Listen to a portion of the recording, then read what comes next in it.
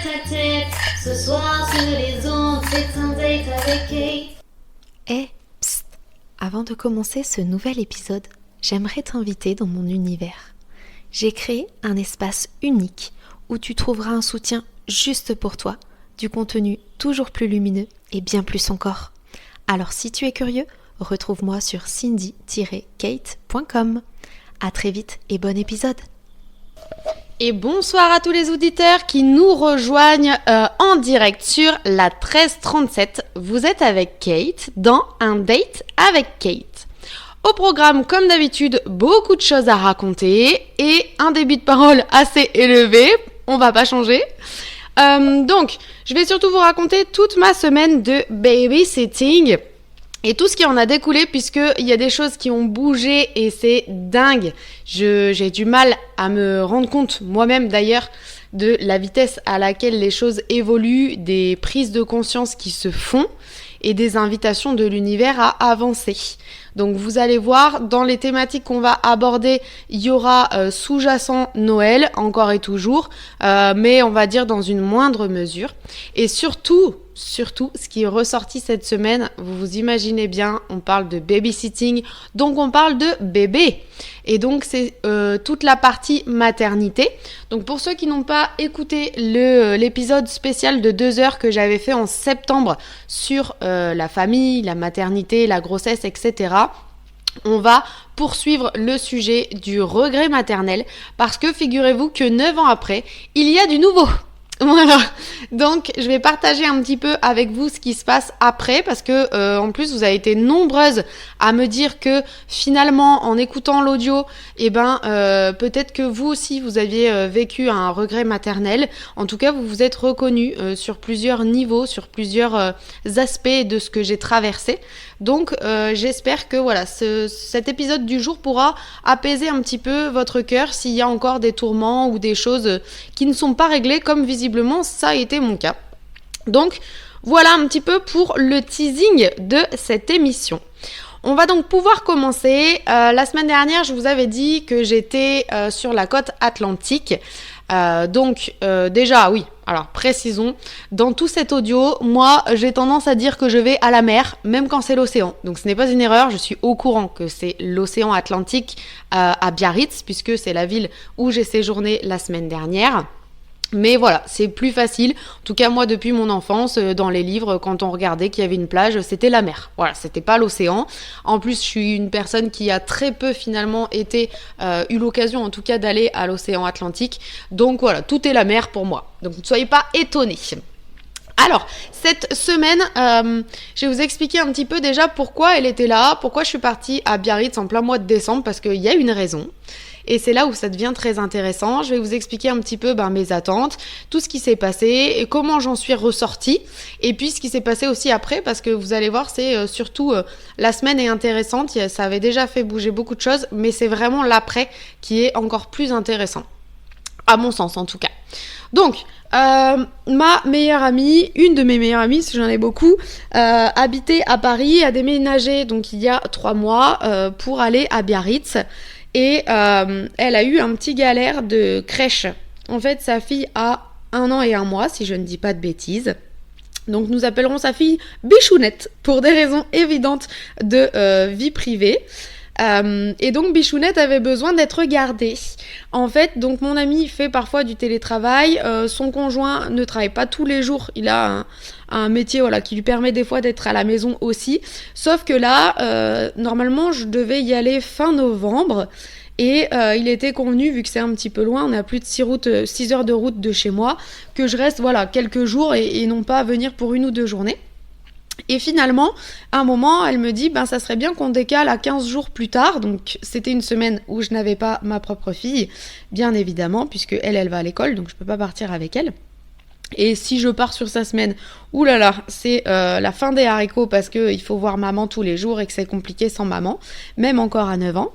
Donc j'ai décidé de voir avec mon ami et donc on a décalé cette semaine qui vient donc de passer au début décembre, début presque mi-décembre d'ailleurs.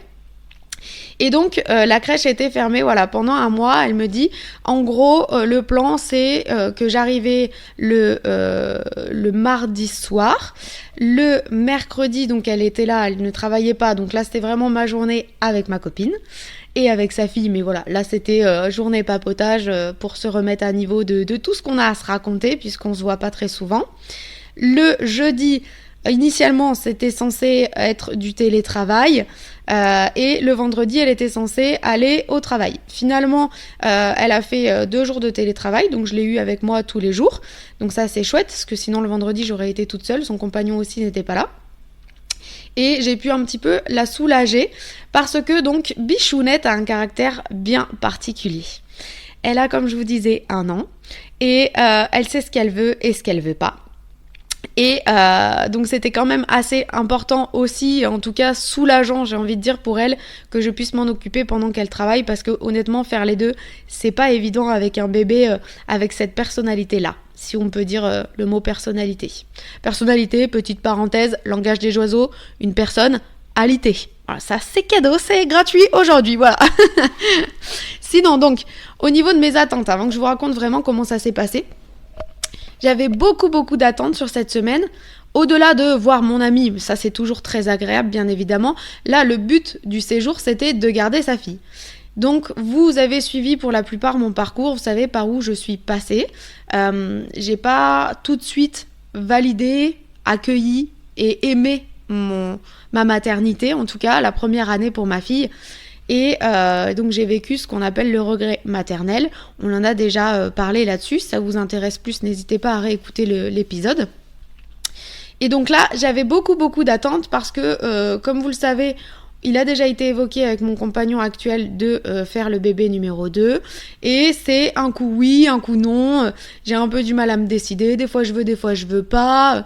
Je sais pas trop où me situer. Donc là, j'avais mis beaucoup d'espoir dans cette semaine. C'était hyper important pour moi d'observer, c'était surtout ça, de m'observer en tant que, on va dire, maman remplaçante en fait. Comment j'allais être avec Bichounette? Est-ce que voilà, je serais proche? Est-ce que je serais pas proche? Est-ce que j'aurais de la patience? Est-ce que je n'en aurais pas? C'était un petit peu toutes ces questions-là. Voilà, est-ce que j'aurais envie de materner en fait? Est-ce que ça va réveiller mon instinct maternel?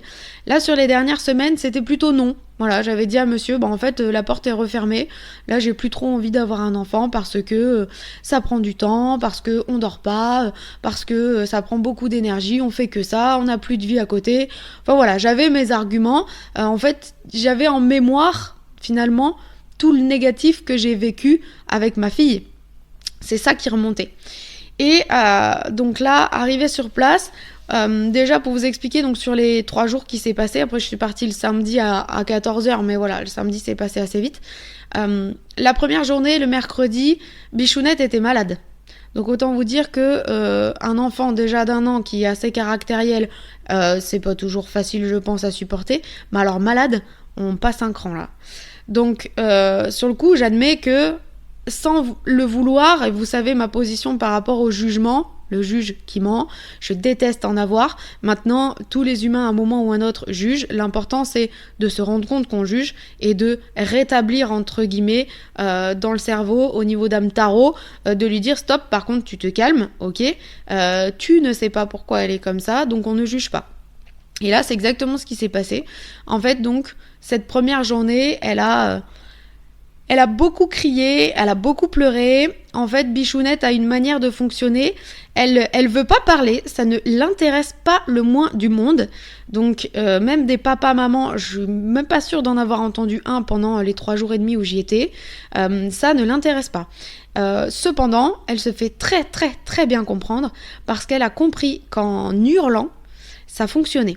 Donc pour vous schématiser, c'est un petit peu, vous savez, comme les enfants qui ont 5-6 ans qu'on voit à Super Nanny ou dans les émissions comme ça, là, qui se roulent en boule dans les magasins et qui ont ce petit cri-là, qui font exprès pour énerver les parents. C'est exactement ça, en fait, c'est le jeu auquel Bichounette joue. Et bon, ça marchait, moi, la première, hein, clairement. Là, je me suis dit, bon, la bonne nouvelle, vous allez voir au niveau de mes réactions, c'est que j'étais vraiment dans l'amour, la tendresse, etc. J'avais finalement peu d'agacement. La mauvaise nouvelle, c'est que si j'agis comme ça avec mon bébé 2, je risque d'être esclave de mon enfant. On va pas se mentir. Donc bon, il y a du pour et il y a du contre. Je dis pas que ce que j'ai fait est à faire. Voilà, je tempère, attention. Je vous explique juste factuellement ce qui s'est passé et comment je l'ai vécu. Donc ça, c'était la première journée. Après, on va rentrer un peu plus dans le vif du sujet. La deuxième journée, un autre bébé. Honnêtement, j'ai dit à ma copine, je ne la reconnais plus, ce n'est plus du tout le même enfant qu'hier. Bichounette était hyper agréable. Elle était vraiment hyper souriante, tout le temps, mais tout le temps. À peine elle me regardait, elle souriait, enfin c'était un plaisir incroyable. Toujours très dynamique quand même, parce qu'elle reste dans son caractère, une petite fille très dynamique. Après, comme me disait mon ami, il faut aussi prendre en considération le contexte. On dit tout le temps que les seconds sont très dynamiques, sont très agités et autant le dire, ce qui se dit c'est qu'ils sont carrément plus chiants que les premiers. Et moi d'ailleurs ça me fait rire cette phrase parce que je me dis dans ma tête, ok moi j'en ai déjà une, mais mon compagnon n'en a pas. Donc ça veut dire quoi? Que ça va être un premier ou un deuxième? C'est quoi? C'est 1,5? C'est un jour il sera chiant, un jour il sera calme? Donc c'est assez rigolo. Et en fait là on le comprend pourquoi elle a énormément de caractère cette petite, parce que son frère de 4 ans vient systématiquement l'embêter. Il est jaloux, donc dès qu'on s'occupe de sa sœur, il vient un petit peu casser. Dès que je lui faisais des petites guilis ou quoi, il venait en fait réclamer aussi ses guilis. Enfin voilà. Donc elle a tendance à le pousser quand elle est énervée. Et voilà, avec sa main, elle pousse dès qu'elle en a marre, elle pousse la cuillère pour manger, elle pousse tout. Ou voilà, elle crie. Enfin, clairement, on la comprend. C'est une manière brutale, j'ai envie de dire. Mais au moins, elle se fait comprendre, donc ça c'est plutôt cool. Et ça, si je fais le parallèle moi avec mon bébé 2, le jour où il y aura bébé 2, je ne suis pas enceinte pour le moment, eh bien ça sera totalement différent parce que moi déjà ma fille elle est calme, elle est beaucoup plus grande, elle est habituée à être avec les bébés parce qu'elle a déjà un petit frère de l'autre côté, donc en fait ça sera pas du tout le même cadre en fait. Donc il est fort probable que si j'ai un deuxième il soit quand même calme et voilà, mon ami a eu vraiment la bonne réflexion en me mettant cette graine dans la tête de me dire si les deuxièmes sont vraiment un peu chiants c'est parce que les premiers les énervent en fait, clairement. Donc bref, là vraiment un amour sur cette deuxième journée. La troisième journée, c'était un peu les deux. On a eu des moments un peu de colère, de cris, de pleurs, et où on a redonné, je crois, du Doliprane, et d'autres moments où elle était hyper smiley, hyper douce. Vraiment, à la fin, là, elle commençait à s'habituer à moi, et elle venait en fait loger sa petite tête dans le creux de mon cou, et c'était trop mignon. Donc c'était trop chou. On voyait que ils savent pas faire des bisous à cet âge-là, mais ils sont là, et en fait, ils sont c'est presque un peu comme des animaux, ils vont hyper vite, ils plaquent leur tête contre vous très très fort, et voilà, avec la bouche ouverte, et ça veut dire oh, mais je t'aime trop quoi. C'est vraiment, en tout cas moi c'est comme ça que je l'interprète, donc c'était tellement bien. Et donc en gros ce que je veux partager avec vous, c'est donc comme je vous disais, le mood avant d'y aller, je voulais voir comment j'allais intervenir. Ma copine m'avait dit attention, si t'es fatiguée ou quoi, si tu viens pour dormir, meuf, t'es pas prête parce qu'on va pas dormir. Parce que Bichounette, elle se réveille régulièrement la nuit. J'ai dit bon, t'inquiète pas, je viens pas pour me reposer, je viens pas non plus pour visiter la ville. Clairement, je viens juste parce que t'avais besoin, moi aussi j'avais besoin. On va pas se mentir, vous avez suivi les épisodes précédents et il y a eu quelques semaines un moment où j'ai clairement saturé d'être chez moi. Rappelons que je ne travaille pas. Mon conjoint a des horaires particuliers où il est très souvent aussi à la maison et moi je suis quelqu'un de très sauvage, donc en fait voilà, c'est le temps de m'habituer finalement à ma nouvelle maison, à ce nouveau rythme de vie où je suis très souvent là, où mon compagnon est très souvent là, où finalement j'ai peu de temps toute seule. Là j'ai plein d'amis des fois qui me disent on s'appelle quand ? Alors écoute, le matin des fois je prends mes rendez-vous ou quoi, l'après-midi mon compagnon dort donc je peux pas, et puis des fois il est réveillé mais j'ai envie d'être tranquille, j'ai pas spécialement envie qu'il écoute en fait ma conversation, et puis quand il fait chaud je vais dehors mais là il fait froid, alors je sais pas, écoute, le soir il se couche à 21h donc je peux pas non plus t'appeler le soir. Et en fait c'est hyper chiant comme cadre de vie parce que je le vois vraiment quand je dois appeler mes amis. Je sens que c'est entre guillemets handicapant. Après je me mets moi-même les barrières, monsieur me le dit, il peut totalement s'occuper en fait, regarder un film, jouer à la console pendant que moi j'appelle mes amis si jamais il est réveillé, et pour les siestes il peut mettre les boules caisses, et si je parle pas fort ça peut se faire, mais voilà, moi psychologiquement j'ai parfois un peu du mal à me mettre dans ce rythme là. Donc là Au moment où on avait décidé cette semaine, c'était presque un SOS, un appel à l'aide. En fait, ma copine de base, elle m'a juste dit « Mince, j'ai plus de crèche pendant un mois parce qu'il y a un problème. » Et j'ai sauté sur l'occasion et je lui ai dit « S'il te plaît, est-ce que je peux venir garder ta fille ? Je n'en peux plus, j'ai besoin de sortir de chez moi. » Et elle m'a dit « Tu vas pas faire la route pour 2 jours » parce qu'initialement c'était 2 jours. Elle dit « Non mais s'il faut je reste plus. » Mais si, meuf, je vais faire la route en fait. Je m'en fiche de faire 6 heures de route, 6 heures de route retour en très peu de jours parce que vraiment j'en ai besoin. Donc initialement c'était ça. Finalement, quand je suis partie, je pense que j'avais laissé passer en fait toute cette dimension-là, et le fait de vous en parler, ça me procure vraiment énormément de bien. En fait, c'est un peu comme si vous étiez mon journal intime. Et vraiment, le fait de dire ce qu'on pense et vraiment d'aller au fin fond de soi, je pense que c'est salvateur, c'est libérateur. Et en fait, cette émission, elle m'aide énormément à aller bien, à accueillir toutes mes émotions, etc. Et c'est aussi ça que je veux, et pour moi et pour vous, on en a déjà parlé là-dessus. Et donc, j'allais mieux en fait. Au moment de partir, finalement, j'étais pas dégoûtée de partir, j'étais contente. Mais je veux dire, avec mon compagnon, ça allait hyper bien. J'étais pas du tout dans le même mood que le jour où voilà, on a décidé de faire ce voyage-là. Où là, je me disais, j'ai qu'une hâte, c'est de partir quoi. Là, j'étais pas dans cet état-là, j'étais très neutre. En fait, tout va bien avec monsieur, tout va bien, je m'en vais en vacances, garder une petite, je suis contente. Enfin, tout était chouette en fait. Donc ça, c'est vraiment à prendre en compte, je trouve, dans ce que j'ai vécu. Et donc, arrivé sur place, alors comment je me suis comportée ? J'avais peur que les cris, les pleurs, ça me tape sur le système, parce qu'on va pas se mentir. Déjà, quand c'est son enfant, ça nous saoule, mais alors quand c'est pas nos enfants, je pense qu'on l'a tous vécu, cette fameuse soirée où on est chez des amis, ou alors, moi je sais qu'au travail, des fois, ça le faisait, rappelons donc que je travaillais à la banque, les clients, des fois, venaient avec des enfants qui hurlaient, littéralement. Il y avait un bébé qui hurlait, et je crois que c'est mon pire rendez-vous, celui-là. Et de l'autre côté, il y avait un enfant qui avait 3-4 ans, qui ouvrait tous mes tiroirs, et qui prenait tout ce que j'avais dans les tiroirs, qui fouillait partout, qui passait sous le bureau, fallait que je fasse attention à pas lui écraser les doigts avec la chaise roulante, enfin, l'enfer, c'était clairement l'enfer. Donc des fois, on a moins de patience quand c'est les enfants des autres, on se dit, les enfants c'est bien, mais chez les autres. Donc j'avais aussi un peu dans ma tête à me dire, bon, comment je vais agir ? De base, je suis quelqu'un qui a très peu de patience. C'est vraiment quelque chose que je travaille au quotidien, et honnêtement, je suis fière de moi parce que ça va beaucoup mieux depuis quelques mois. Et ça, c'est très très chouette. Et donc là, j'ai le plaisir de vous dire que je n'ai pas perdu patience. En fait, ce qui s'est passé, c'est que le premier jour où, comme je vous disais, elle a beaucoup crié en plus le premier jour. En fait, ça me fendait le cœur. Et à un moment où j'ai eu envie de pleurer, littéralement, j'ai dit à ma copine, mais j'avais l'impression qu'elle était à l'agonie en fait. J'avais l'impression qu'elle souffrait le martyre. Et là, mon côté hypersensible, vraiment, ça a pris le pas. Et je me suis dit, mon Dieu, je supporte pas. En fait, je me sentais dépassée. Et en fait, c'est comme si je portais, entre guillemets, sa douleur. Sauf que la réalité, c'est que... Alors, le premier jour, elle avait mal, bien sûr. Elle avait mal aux dents, elle bavait, elle avait les joues rouges. Ça se voyait qu'elle avait mal. Mais elle n'était pas à l'agonie non plus. Hein. Il y a des fois, elle hurlait. Et en fait, quand on allait la chercher, il n'y avait aucune larme. Donc là, on voit bien que s'il n'y a pas de larmes ni rien, et que c'était gens qui rient, gens qui pleurent, ça pleure, on prend dans les bras, ça pleure plus du tout, il y a un grand sourire... Bon, on se doute bien que là, voilà. Moi, ma fille, quand elle avait mal, quand elle avait des coliques, elle se tortillait dans tous les sens, et on avait beau la prendre dans n'importe quelle position dans les bras, elle hurlait pareil, elle pleurait parce qu'elle était vraiment mal, en fait. Et ça se voyait. C'était... on ne pouvait pas, en fait, interpréter. Donc ça, c'était le premier jour. Donc il m'a fallu un petit moment, vous voyez, pour m'habituer un petit peu à Bichounette. Et...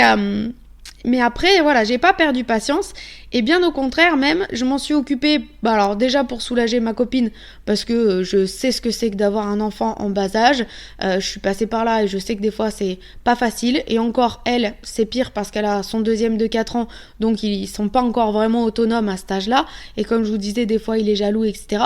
Donc franchement, je sais que c'est sport d'être une maman de 2 enfants comme ça, donc j'avais envie de la soutenir, et puis j'avais aussi vraiment, ça me tenait à cœur, donc je lui ai donné tous les repas, j'ai été la coucher dès que j'ai pu. Bon, je vous avoue que j'ai pas changé les couches, elle me l'a pas proposé, et je ne me suis pas proposée non plus pour cette partie-là, hein. Mais en tout cas, pour tout le reste, j'étais présente dès qu'il fallait l'occuper ou s'en occuper, ou la garder pendant qu'elle amenait le premier à l'école par exemple, enfin voilà, j'étais là. Et j'ai pris énormément de plaisir en fait à être avec elle. même voilà les situations où elle pleurait, etc. On sentait que j'étais pas du tout la même maman. En fait, quand elle pleurait avant de se coucher, j'avais tendance donc à lui faire un gros câlin et ensuite je la mettais au lit, je passais mes mains à travers le barreau et je lui faisais des petites papouilles. Et ça, c'est des papouilles que je fais à ma fille encore aujourd'hui alors qu'elle est grande. Quand parfois elle a du mal à s'endormir, pas tous les soirs heureusement, je lui fais des papouilles sur les sourcils, sur le bout du nez, sur le front, etc. Et là, en fait, je faisais ça à Bichounette et je voyais que ça la calmait, ça lui faisait beaucoup de bien. Alors, ma copine m'a dit elle joue quand même de ta présence, elle est bien contente que tu sois là. C'est fort probable. Mais il n'empêche que moi, je pense que ça m'a fait beaucoup de bien. Et en fait, à ce moment-là, c'est rigolo ce qui est passé dans ma tête parce que je me suis dit je serai une bonne maman. En fait, j'ai vu que j'avais réussi à la calmer comme ça plusieurs fois et que derrière, elle s'endormait. Alors que parfois, mon amie y allait et que elle s'endormait pas forcément. Et au lieu de me dire je suis une bonne maman, la remarque qui est tournée en boucle dans ma tête, c'est je serai une bonne maman. Et je trouve que c'est hyper révélateur. Et là, en gros, ce que j'ai ressenti à ce moment-là, c'est presque comme si inconsciemment, je rattrapais ce que j'avais raté avec ma fille. Parce que dans le regret maternel, et vous allez voir la deuxième partie de l'émission, elle va vraiment toucher sur ça, on a l'impression, moi en tout cas, j'ai l'impression d'avoir raté la première année de ma fille. Parce que j'ai l'impression que j'étais pas capable de l'aimer. J'ai l'impression que j'ai tellement eu du mal à m'habituer à mon rôle de maman que c'est comme si ça avait gâché entre guillemets les premiers moments. Et donc là, voilà, c'était un peu ça. C'était un peu je récupère, etc. Et ça m'a rassurée parce que je me disais, en fait, regarde comme tu agis là tout de suite, Kate. Si ça se trouve pour ton deuxième, tu vas agir de la même manière. Et tu vois, en fait, tu es une bonne maman à partir de la naissance. Tu n'es pas une bonne maman qu'à partir de 1 an et quelques après, en fait. Parce que dans ma tête, c'est ça, là, tout de suite. Et ma fille, elle est adorable en plus, parce qu'elle m'a encore fait là plein de dessins où elle me dit que je suis la meilleure maman du monde. Alors vous allez me dire, tous les enfants disent ça. Mais c'est tellement mignon et c'est tellement gratifiant. Je me dis, je me donne à fond. Et elle me fait une dizaine de cadeaux par semaine. C'est incroyable tout ce qu'elle fait. Avec tout plein de cœur et plein de phrases comme ça, et on sent qu'elle le pense vraiment du fond d'elle. Donc au fond de moi, je sais que je suis une bonne maman, mais j'avais besoin un peu de me prouver ça en fait par rapport à un tout petit. Et puis c'est pareil, à un moment, donc Bichounette avait un pyjama rouge avec des cœurs blancs. Et là, elle était en train de marcher à 4 pattes, donc elle était de dos. Elle n'a pas énormément de cheveux, et moi, ma fille, n'avait pas énormément de cheveux non plus, et c'était à peu près la même couleur de cheveux. Et en fait, quand elle marchait, je sais pas ce qui s'est passé, mais dans ma tête, l'espace d'un instant, quand elle s'est retournée, ça m'a fait un choc et je me suis dit, waouh, c'est pas la mienne. En fait, la mienne avait un pyjama quasiment identique, sauf qu'au lieu des cœurs, c'était des points. Et ça m'a ramené, mais vraiment 9 ans en arrière. Et je me suis dit presque, c'est la première fois que je me dis ça, j'aimerais presque revivre les débuts avec ma fille en fait. Et d'ailleurs là, j'ai fait un constat assez impressionnant cette semaine. En fait, j'ai capté à ce moment-là que maintenant qu'elle a eu 9 ans, il y a eu plus de temps entre sa naissance et maintenant que entre maintenant et ses 18 ans. Et c'est vertigineux de se dire ça. On se dit, ah ouais, quand même quoi. Donc bref, j'ai fait ce constat-là. Et là, voilà, le fait d'être avec cette petite Bichounette, ça m'a ramené vraiment tous ces souvenirs-là. Et c'était beau, c'était, je sais pas comment dire, il y avait de la mélancolie, c'était pas vraiment de la tristesse, mais il y avait quand même une partie de moi qui... on sentait que le regret maternel était sous-jacent et remontait un petit peu, entre guillemets.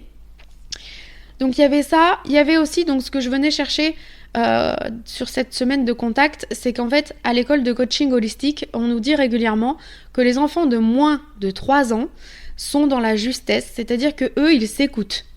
Ils s'écoutent, ils sont pas là en fait à douter d'eux, à se dire est-ce que je fais bien, est-ce que je fais pas bien. Là, elle, quand elle hurlait, à aucun moment, elle se disait mais si je continue, peut-être que mes parents vont pas m'aimer en fait. Alors que nous, en adultes, c'est ce qu'on fait tout le temps. Moi, la première.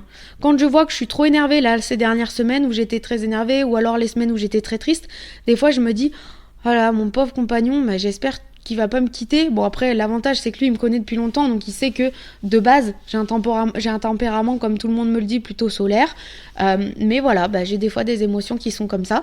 Mais il y a toujours une mini peur en moi qui se dit, si ça se trouve, un jour, il en aura marre, il va me prendre pour une dépressive, ce que, honnêtement, les docteurs me disent, en fait. Et il va partir, en fait. Et là, elle était là, Bichounette, du haut de ses 1 an et quelques, Et elle n'a rien à secouer de ça. Hein. Elle, le jugement des autres, ça lui passe mais carrément au-dessus. Elle a envie de se foutre le doigt dans le nez. Elle le fait en fait. Si on va vraiment loin là, mais l'idée c'est pas ça. J'ai pas envie de me mettre le doigt dans le nez devant les gens, mais si on pousse vraiment très très loin à l'extrême, ils font leurs besoins devant les gens. Ils ont non mais rien à secouer de tout ce qui les entoure. Donc en fait c'était plus sur cet aspect-là de on s'en fiche du regard des autres. Ils sont au resto, ils ont envie d'hurler, ils hurlent en fait. Ça leur pose aucun problème de hurler au resto ou à la maison quoi. Et ça bien trop souvent. Nous, on a tendance à se conformer à la société, de se dire « Ah non, mais je peux pas faire ça, machin, il y a du monde. » Ah non, ma fille, elle me le dit des fois. Je dis « Viens, on fait la course et tout. » Ah mais non, c'est la honte devant tout le monde.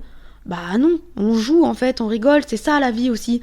Et des fois, on se met des barrières, même pour un truc, mais ridicule, un truc tout petit. Et on n'ose pas, typiquement, on va pas oser dire ce qu'on pense à quelqu'un parce qu'on a peur des répercussions. Là, ça s'est passé pour mon Blablacar du retour. La fille a eu 25 minutes de retard. Je lui ai dit factuellement dans le commentaire, j'ai mis les plus et les moins. Donc j'ai bien voyagé, elle était sympa, etc. Donc ça, je l'ai dit, la température, elle était agréable, elle a mis un peu plus chaud pour moi, etc. Mais dans les moins, j'ai mis, la personne est arrivée avec 25 minutes de retard. Mais par contre, on est quand même arrivé à l'heure à la destination. Et elle m'a incendiée, elle m'a écrit, elle m'a dit que j'étais minable. Et je me dis, ah ouais, ça part loin, hein, ça part loin. Mais elle me met à bon entendeur. Et je lui ai mis en rigolant, l'autre n'est qu'un miroir à bon entendeur.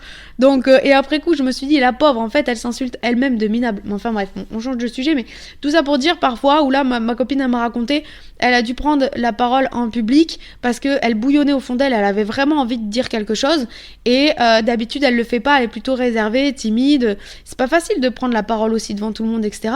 Mais là, elle l'a fait, et en plus, ça a été, entre guillemets, applaudi. Donc, en fait, toutes ces étapes-là, pourquoi on a autant de mal en adulte à faire ça, alors qu'en enfant, je vous dis, on s'en tape, quoi.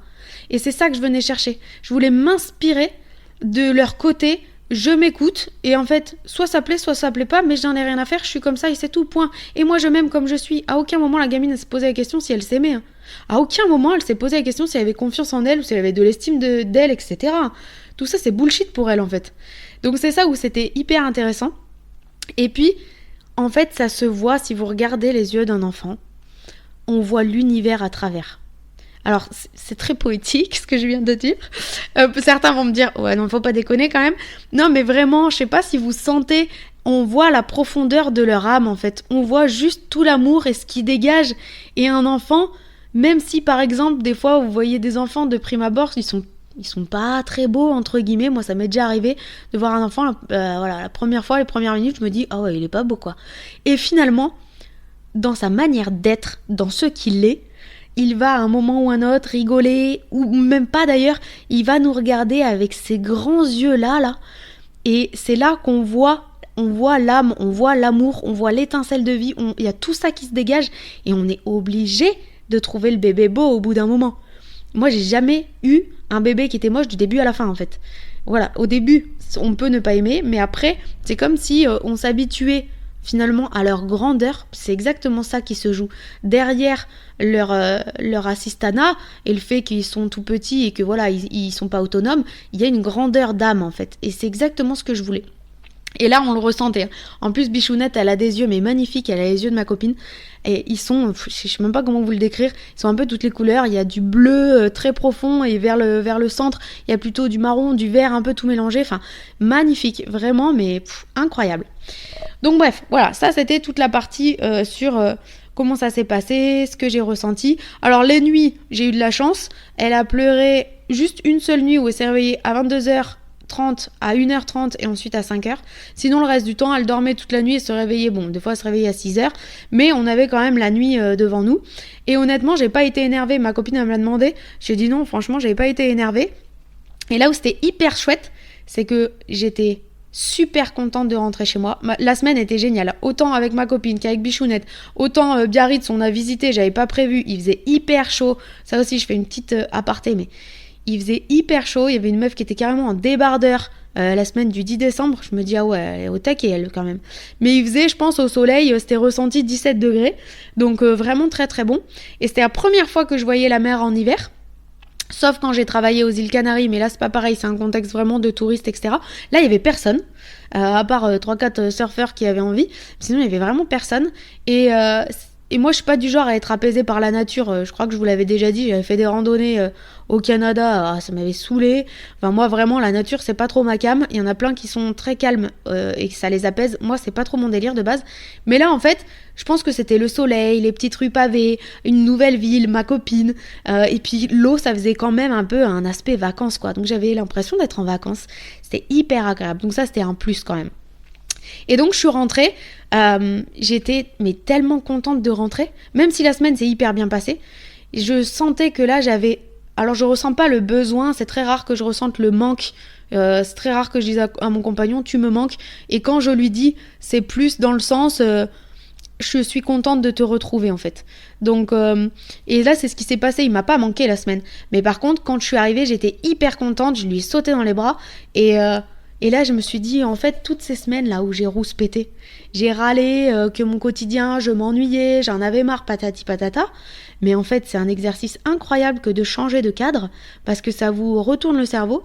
Et en fait, là, je prends un prisme qui est beaucoup mieux, c'est-à-dire que là, je suis dans la gratitude de la vie que j'ai. La vie de ma copine est sympa aussi, bien sûr. Comme je l'ai dit, j'ai adoré être avec Bichounette, etc. Mais là, je me suis dit, en fait, je crois que j'apprécie vraiment mon calme, déjà. Je savoure mes nuits, rien que pour ma copine, juste pour elle, déjà, je savoure. Et pour toutes les mamans qui m'écoutent d'enfants en bas âge, je sais que j'en ai une autre qui a un enfant qui doit avoir 1 an et demi, quelque chose comme ça, qui m'écoute aussi. Donc, toutes les copines aussi qui sont dans le jus, parce que là, vous êtes 50 000 à me dire que vous courez dans tous les sens, avec les achats de Noël, etc. Enfin, la fin d'année, le travail, vous êtes tous dans le jus, vous êtes tous overbookés. Et donc, je me dis, aussi, pour vous, je me dois d'apprécier ce calme, ces moments en fait de sérénité. Donc ça m'a remis de la gratitude, ça m'a remis, et j'en avais besoin clairement, ça m'a remis les pendules à l'heure, j'ai envie de dire. Ça m'a fait une petite secousse en disant meuf arrête de te plaindre parce qu'en fait ta vie est plutôt cool. Donc oui des fois tu fais rien, oui des fois t'es triste, t'es énervé, mais en fait va vivre des expériences, va faire des choses et tu te rendras compte que ton quotidien il est chouette. Et donc là, j'ai retrouvé ma fille cette semaine. En plus, le maître était malade, donc j'ai été la chercher à 13h.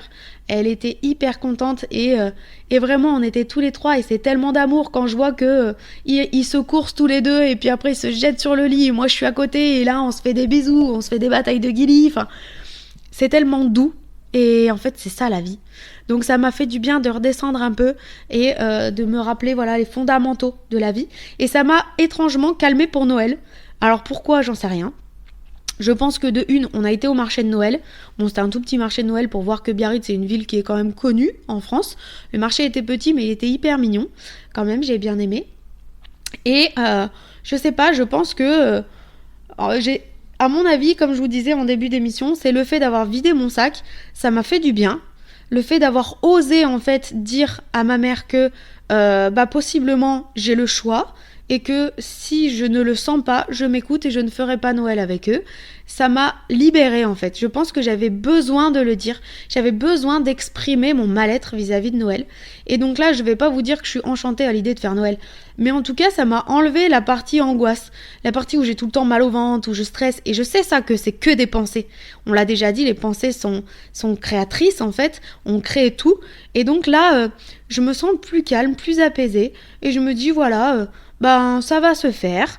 Et puis c'est un moment de famille, c'est neutre. En fait voilà, là je suis ni dans la joie ni dans le ça me saoule, je suis vraiment dans le c'est neutre. Si à la limite il y a un truc qui me mettrait en joie et donc je me concentre là-dessus pour pas reflancher entre guillemets, c'est que je vais avoir un jeu que j'ai commandé qui s'appelle Codename, je sais plus où je vous l'ai dit, et je suis hyper contente d'avoir ce jeu parce que je l'ai découvert avec mes copains à Lyon la dernière fois et je l'ai surkiffé. Donc franchement la perspective de jouer à ce jeu me met vraiment en joie. Donc voilà, je me dis je vais l'avoir à Noël, donc on va jouer à Noël. Donc ça va être cool, et puis j'aime bien les petits plats de ma maman, etc. On a eu aussi d'ailleurs une discussion, elle et moi. Pareil, je pense que ça a remis les points sur les i. Elle m'a rappelé aussi qu'elle avait vécu des moments difficiles. Je lui ai rappelé que j'avais vécu des moments difficiles. Et je pense que ça a permis en fait aussi de prendre de la hauteur, de se mettre à la place l'une de l'autre. Donc j'étais beaucoup plus calme vis-à-vis d'elle, beaucoup plus douce. Et d'ailleurs, la femme du Blablacar là dont je vous disais, à un moment elle m'a questionnée sur mon passé, etc. Et donc je lui ai expliqué un petit peu. Et puis elle s'est permis un jugement sur ma mère. Et là on a senti que C'était un peu comme dans les films, dans ma tête là c'était meuf. Par contre, moi je peux critiquer ma mère mais pas toi, d'accord ? Personne critique ma mère à part moi. Donc c'était assez rigolo et en fait je lui ai pas dit comme ça bien évidemment, mais elle a senti que je prenais sa défense parce qu'elle m'a dit « Je vous sens très bienveillante envers votre maman ». Et je lui ai dit « Elle fait du mieux qu'elle peut et elle a toujours fait du mieux qu'elle peut dans la situation qu'elle était ». Et ça je pense que j'ai eu tendance à l'oublier.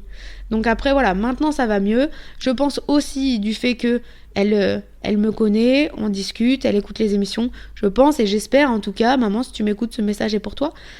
J'espère que tu as compris que ce n'est pas contre toi et que, encore une fois, c'est pour moi. Et vous allez voir aussi, la suite de l'épisode, ça va vraiment résonner avec Noël, avec le fait de s'écouter et avec donc la maternité. Donc on va y aller parce que sinon on n'aura jamais de temps. En fait, donc quand je suis rentrée le samedi comme je vous disais. Je suis partie me coucher, je suis arrivée tard et je suis partie me coucher et j'ai fait un cauchemar dans la nuit. Je fais énormément de cauchemars d'ailleurs et je me suis renseignée parce qu'on m'a dit que c'était normal en ces périodes de fin d'année. Il y avait beaucoup de portails énergétiques et donc a priori les cauchemars, pour la petite info conscience du jour.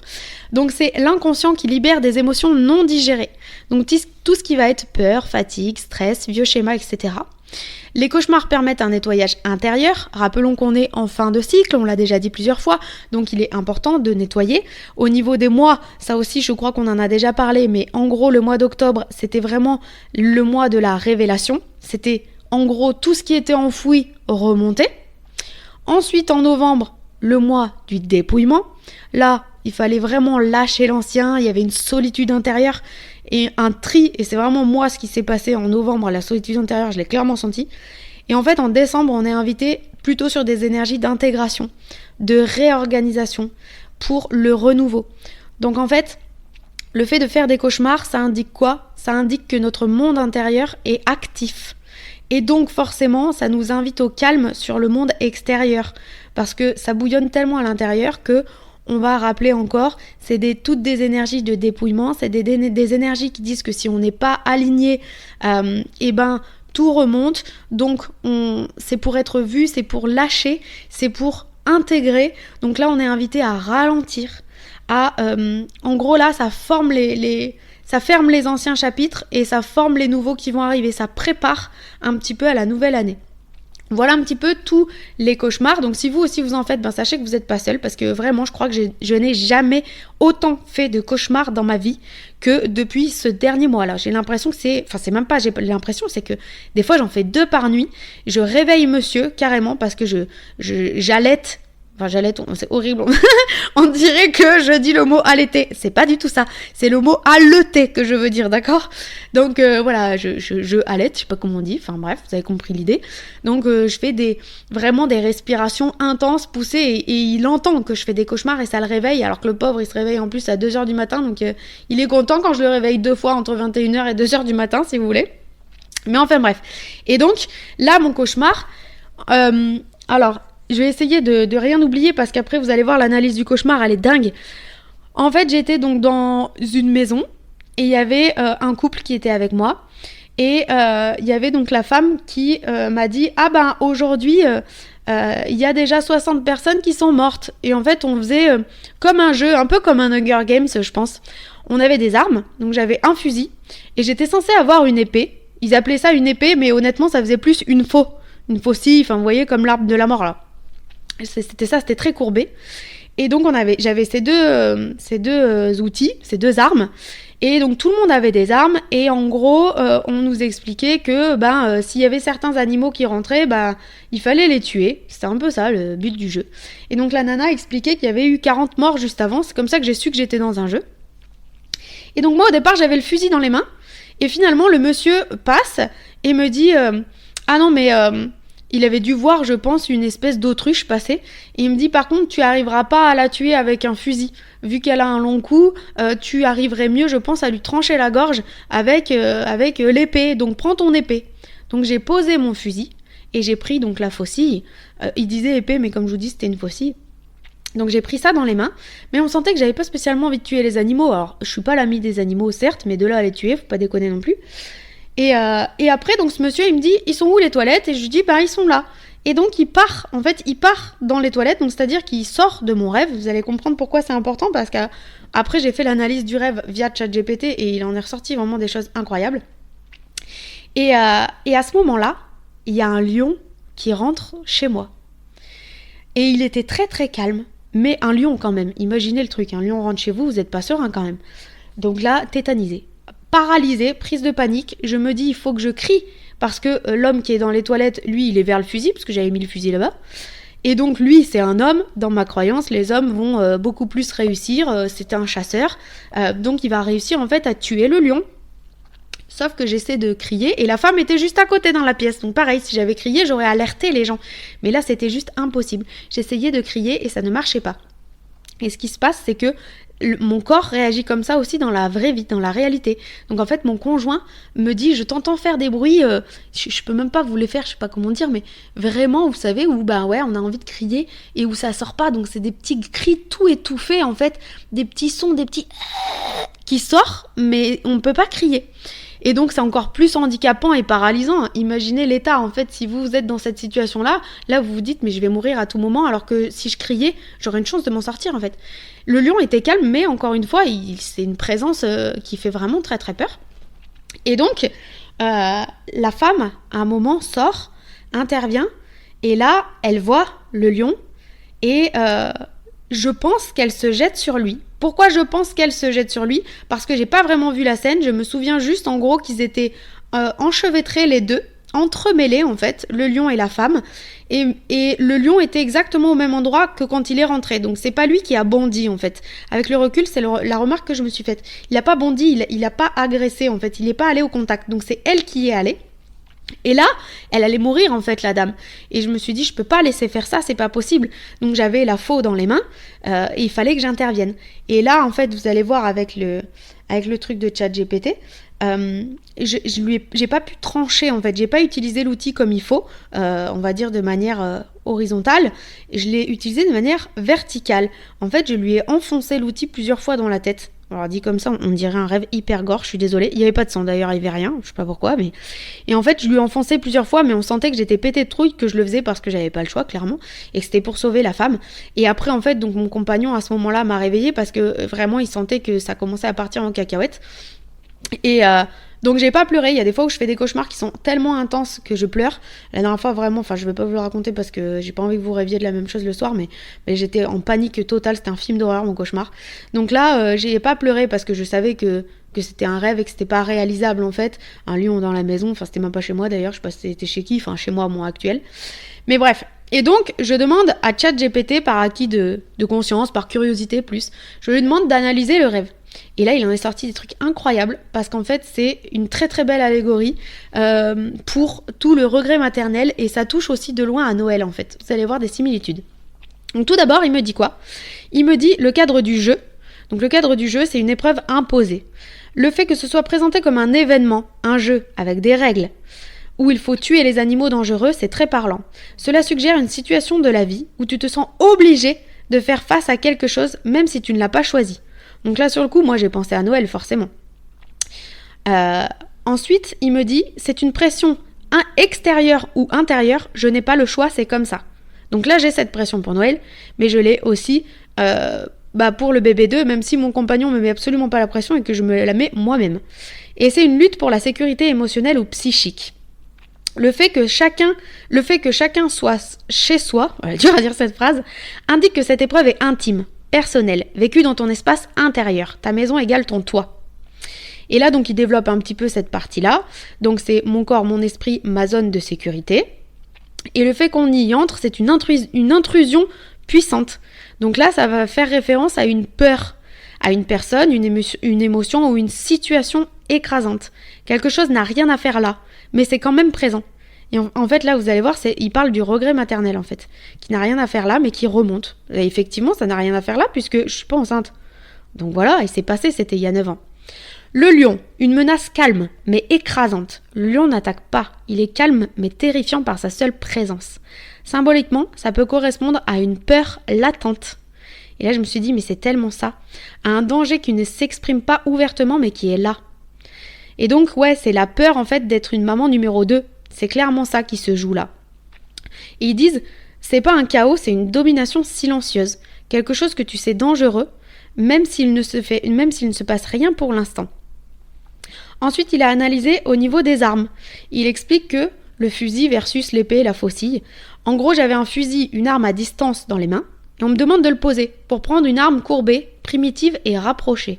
Ça symbolise le fait qu'on m'ait retiré un moyen de protection rationnel, pour me forcer à agir au corps à corps, émotionnellement et viscéralement. En gros, la faucille, elle est très symbolique. C'est surtout une rupture, une décision irréversible, la fin de quelque chose. C'est pas une arme de défense à la base, c'est une arme de tranchage. Donc ça, c'était intéressant aussi, j'ai trouvé comme point de vue. Après, il explique que l'homme aux toilettes, donc là, c'est l'homme qui donne des consignes, il disparaît au moment critique. Cela peut représenter une figure d'autorité ou de conseil peu fiable, quelqu'un qui te dit quoi faire mais qui n'est pas là quand ça devient difficile, une partie rationnelle de toi qui s'éclipse face à la peur. Et en fait, j'ai l'impression que c'est un peu tout. La partie rationnelle de moi, clairement, c'est ça me parle beaucoup. Et quelqu'un qui te dit quoi faire mais qui n'est pas là quand ça devient difficile, vous allez voir que plus tard, ça va faire référence à ce que j'ai ressenti vis-à-vis du père de ma fille. Encore une fois, je tempère mes mots, je tiens à le dire avant tous les propos que je vais tenir, ça ne reste que des ressentis. À aucun moment je n'émets un jugement, il n'y a rien de factuel, c'est un ressenti. Enfin, il n'y a rien de factuel, si, il y a du factuel, mais c'est pas méchant, voilà, c'est un ressenti. Ensuite, donc, il me met que l'impossibilité de crier, et là aussi c'était assez fort, c'est un élément clé, et que en plus mon corps a réagi dans la réalité. Ça indique une peur profonde, une sensation d'impuissance, le sentiment de ne pas être entendu ou de ne pas pouvoir alerter.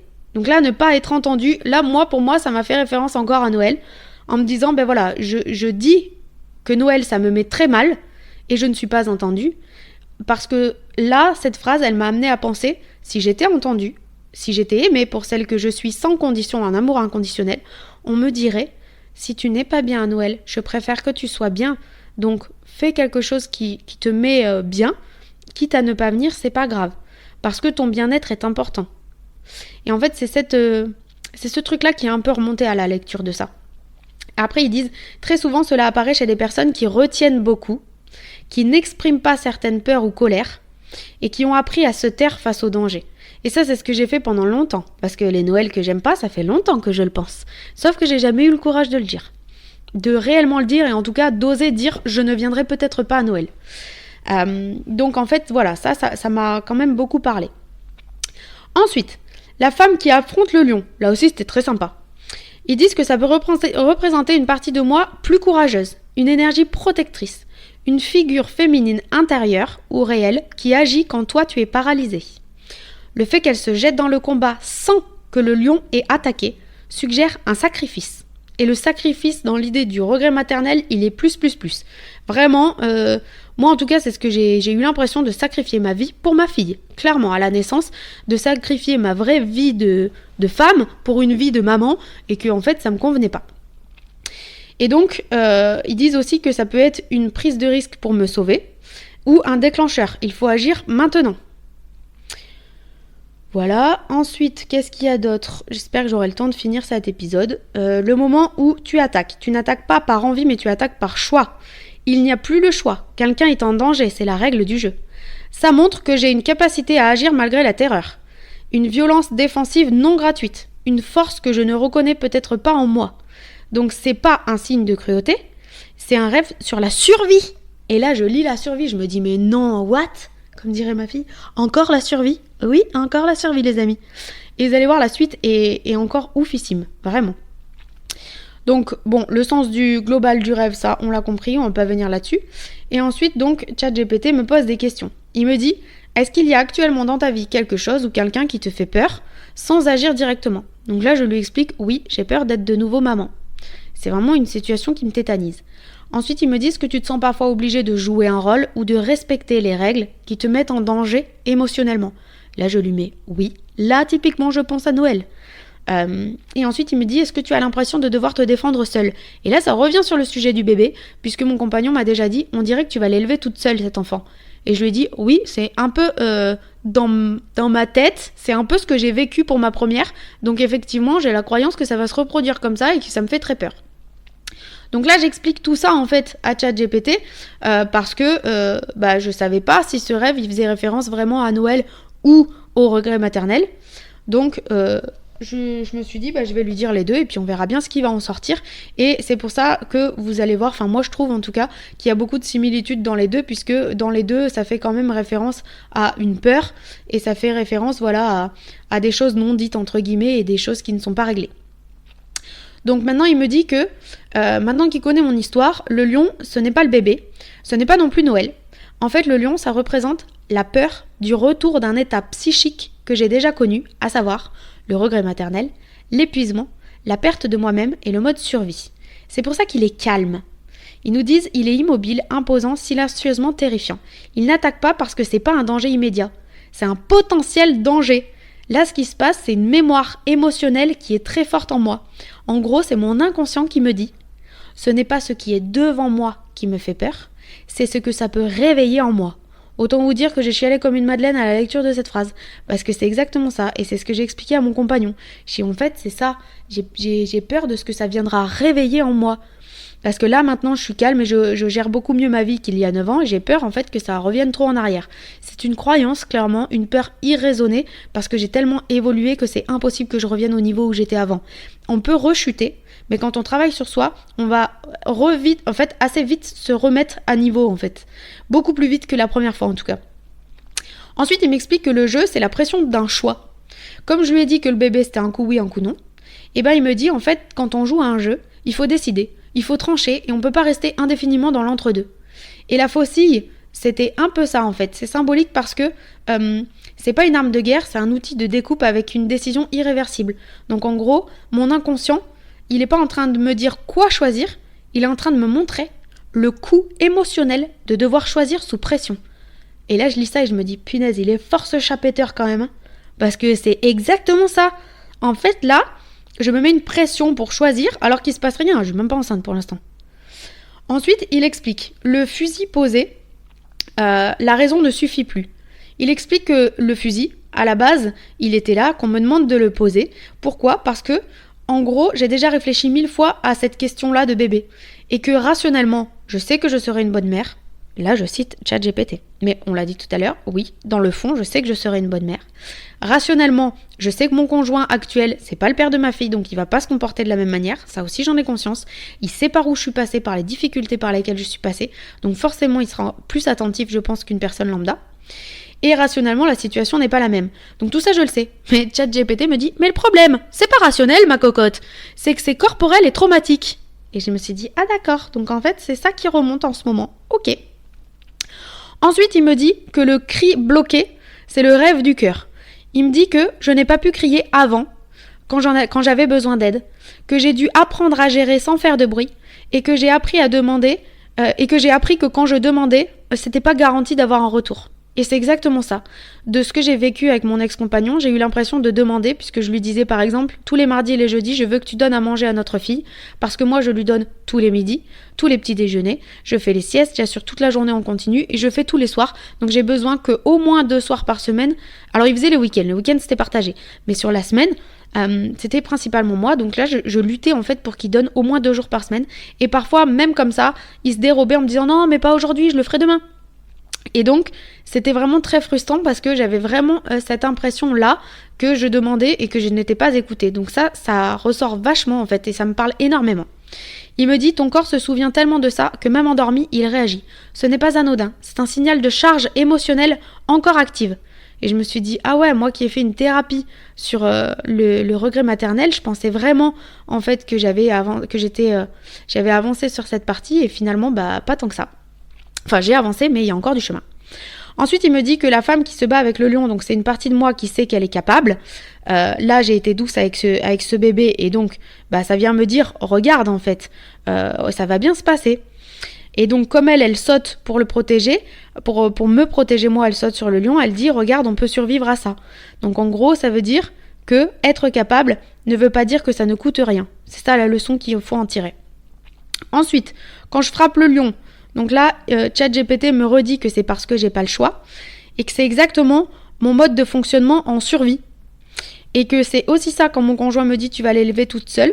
Là, il me dit ton système nerveux n'a pas encore intégré la possibilité réelle d'être aidé. Et j'ai dit mais c'est tellement ça. Les paroles ne suffisent pas à sécuriser parce que tu ne veux pas y croire, parce que ton expérience T'as appris que voilà, c'était que du blabla. Et c'est ce que je lui dis ça à mon compagnon. Je dis tant qu'on n'a pas l'enfant, c'est que du blabla. Donc c'est fou. Franchement, des fois, l'intelligence artificielle, on peut être pour ou contre, mais là, je me dis que il démontre des trucs vraiment intéressants. Ensuite, donc, il reparle quand même de Noël. Et là, il me dit, Noël, c'est comme si c'était un autre lion.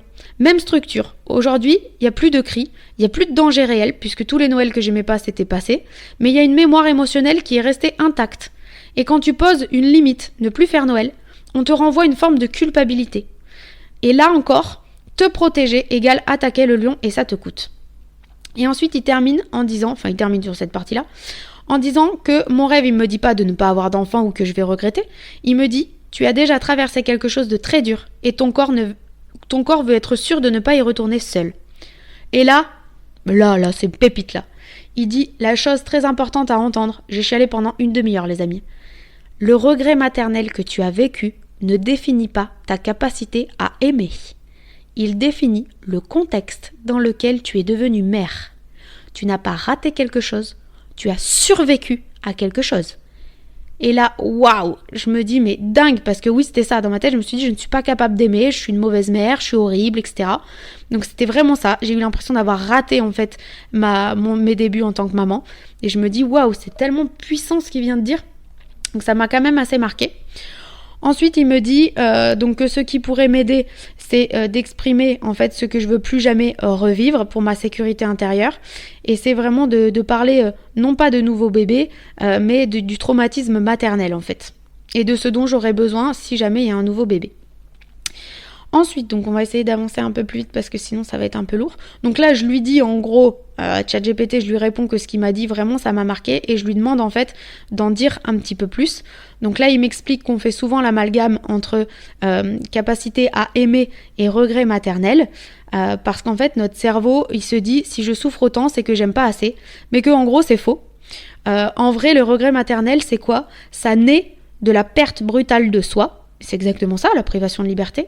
Ça naît de l'isolement, et je me suis sentie isolée à ce moment-là, de l'absence de soutien, c'est ce que j'ai ressenti aussi, de l'épuisement chronique et du choc entre l'idéal et le réel. Et c'est pas un déficit d'amour. Donc ça, c'était hyper chouette aussi de l'entendre parce que vraiment, c'est ce que je ressens. Ensuite, il explique que là, l'expérience avec Bichounette était très révélatrice parce que ma capacité à aimer un enfant est intacte. Et que là, la différence, en fait, c'est pas l'enfant. La différence, c'est l'état dans lequel, moi, je me trouvais à l'époque. Et il me dit, à la naissance de ta fille, tu étais seule, tu étais en mode survie, probablement submergée et sans sécurité émotionnelle. Ton système nerveux était occupé à tenir et non pas à savourer.